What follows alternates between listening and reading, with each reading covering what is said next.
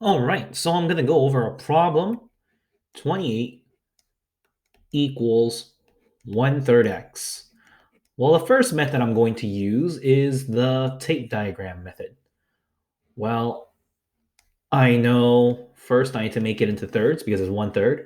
And I know 1/3 of my x gives me 28. And I know 1/3 of my x has to give me 28. And I know 1/3 of my x gives me 28.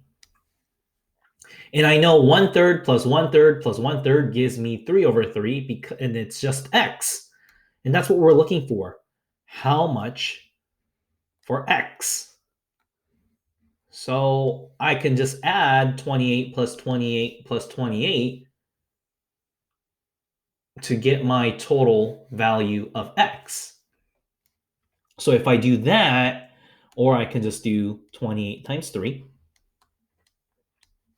that's 4. 2, 6 plus 2 is 84. I get x equals 84. So that is method 1, using the tape diagram. Method 2 is just multiplying by the opposite. Since it's 28 equals 1/3 x, well, if I'm dividing 1 divided by 3, I can just multiply by 3 because multiplying and dividing by 3 gives me a whole of 1. So that becomes a 1, that becomes a 1. 1 times x is just x. But remember, if I multiply 3 to one side, I am going to get an unbalanced equation like this.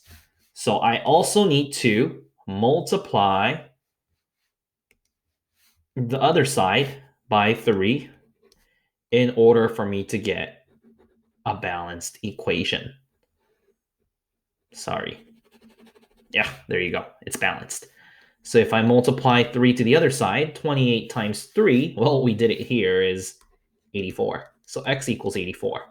Now, if I want to check that, I know that 28 equals 1/3 times 84, and 84 divided by 3 gives me 28, and 28 does give me 28, which is a true statement.